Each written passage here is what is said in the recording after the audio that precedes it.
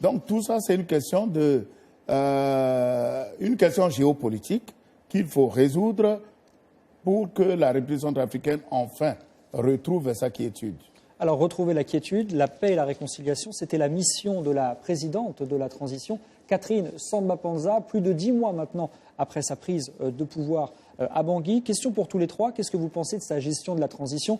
Alors, il y a eu évidemment ces élections qui n'auront pas lieu en 2015 et surtout cette gestion, on va le dire, désastreuse de l'affaire du don angolais. Imam Layama, que pensez-vous de la transition de Catherine Samba-Panza?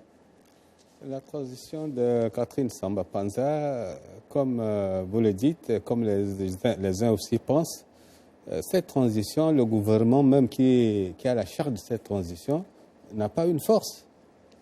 Elle n'a pas une force pour s'affirmer, pour vraiment résoudre les problèmes du pays comme cela se doit.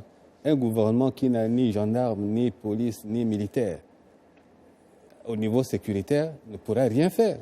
Si on dit que le gouvernement a sa part dans la sécurisation du pays, il faudrait lui faciliter cette tâche, que la communauté internationale aide ce gouvernement à remettre les forces de sécurité en place, à les équiper. Il y a un problème qui se pose. Sur le plan financier, le gouvernement aussi peine à payer les fonctionnaires. Et sur l'affaire des 10 millions, par exemple, donnés par l'Angola, qu'est-ce que vous pensez de la gestion et de ces soupçons qui ont porté sur l'utilisation de ces fonds? Les soupçons, les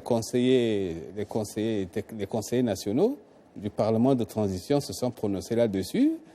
Il n'y a pas de commission d'enquête. La commission d'enquête a été repoussée. La commission d'enquête a été repoussée. Là, nous ne pouvons pas nous intégrer dans ce problème. Nous ne pouvons pas aussi nous préoccuper du problème, nous substituer aux politiques, ni à ceux qui contrôlent la gestion publique. Nous sommes là peut-être pour voir si ça passe bien, on encourage. Si ça ne passe pas bien, nous sommes des conseillers moraux. Alors justement, Monseigneur, est-ce que ça passe bien justement cette transition? Cette transition, surtout sur la question que vous avez posée, ayant entendu, ayant aussi regardé, effectivement, si cet argent n'a pas été utilisé à bon escient, nous condamnons. Cet argent est envoyé pour le peuple centrafricain. Il ne peut pas prendre une autre direction. Donc il faudrait être clair là-dessus. Par contre, si aujourd'hui on regarde l'État ou bien le fonctionnement du gouvernement, on se rend bien compte que c'est un gouvernement qui a des moyens limités, qui dépend essentiellement de l'extérieur, n'arrive même pas à assumer ses fonctions régaliennes. Et comment elle peut dire qu'on est gouvernement? Parfois, c'est gouvernement de nom, mais dans l'effectif, dans l'efficience, il y a des limites que nous sommes en train de voir. Et je pense que, compte tenu de ces situations, la transition, c'est un moment passager et on devait mobiliser toutes nos énergies pour sortir et aller vers les élections que de nous éparpiller pour, on va dire, des bagatelles ou bien encore des recherches des pouvoirs, alors que le moment viendra où on sifflera la fin de la récréation. Tous pourront venir se présenter, mais pour l'instant, toutes les énergies devaient être mobilisées pour que cette transition réussisse. Et nous espérons que ceux qui sont maintenant au pouvoir vont créer les conditions pour que le dialogue puisse avoir lieu. Et nous le disons haut et fort, notre point de vue, en tant que plateforme, c'est que le dialogue commence à la base pour arriver au sommet.